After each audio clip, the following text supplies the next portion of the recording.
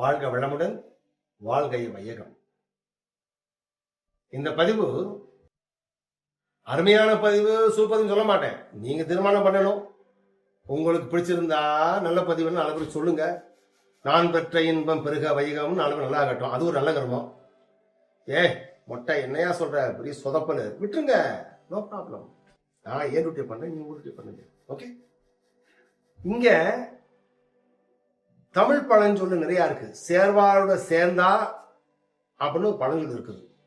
யாரோட யாரு சேர்றாங்களோ அவங்களுடைய பிரவாகம் இருக்கும்.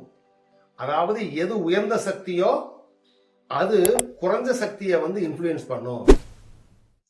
அதாவது உங்க எனர்ஜி நிறைய நல்ல பவர்ஃபுல் எனர்ஜினா நீங்க இன்னொருத்தர் இன்ஃப்ளூயன்ஸ் பண்ணலாம். நீங்க வீக்கா இருந்தேன்னா பவர்ஃபுல் ஆளு அல்லது பவர்ஃபுல் எனர்ஜி உங்களை இன்ஃப்ளூயன்ஸ் பண்ணும். உயர்ந்த சக்தி கொஞ்சம் குறைஞ்ச சக்தி இன்ஃப்ளூயன்ஸ் பண்ணுன்றது புரிஞ்சுக்குங்க.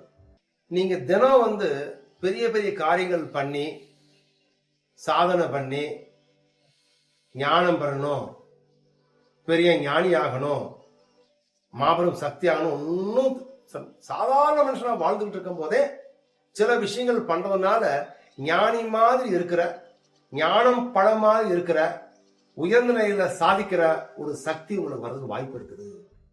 அந்த சக்தி பணமும் பொருளும் புகழுமா வரும், நிச்சயம் வரும்ன்றது எனக்கு நம்பிக்கை இருக்கிறதுனால பேசுறேன். ஒரு தண்ணீர்,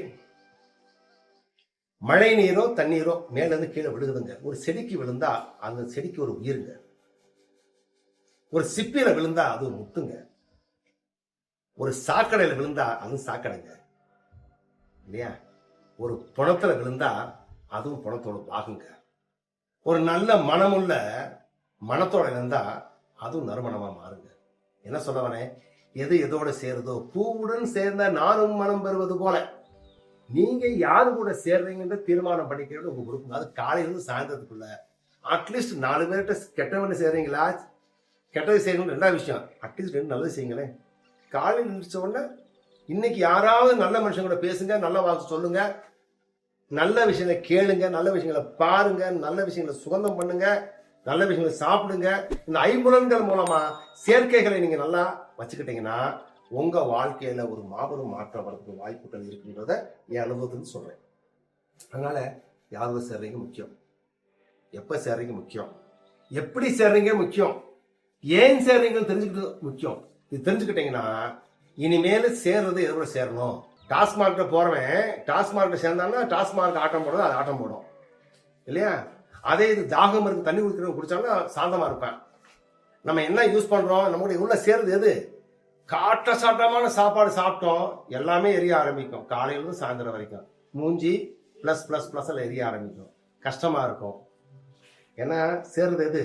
சாப்பாடு, கார சாப்பாடு, உப்பு சாப்பாடு அல்லது ரொம்ப மோசமான சாப்பாடு. சேர்வை என்பது உடல், உணவு, உள்ளம், வார்த்தை பிளஸ் இந்த 5 ஐம்புலன்கள் சம்பந்தப்பட்டதுனால கொஞ்சம் யோசனை பண்ணுங்க. புத்தி சொல்ல நானே என்னுடைய அனுபவத்தை ஷேர் பண்ணிக்கிறேன். நீங்க நல்லாகணும்னு சொல்லி ஆசை, ஏன்னா நான் பெற்ற இன்பம் அதை லைஃப் இன்க்ளூசிவ்ங்க. என்னோட சேர்ந்த என்னுடைய இனமே மனித இனம் நல்லாகணுன்ற ஆசையில பேசுறேன். கேட்டால் அது உங்களுடைய தர்மம், கேட்கலைன்னா அது உங்களுடைய கர்மம். ஓகே, நன்றி, வணக்கம்.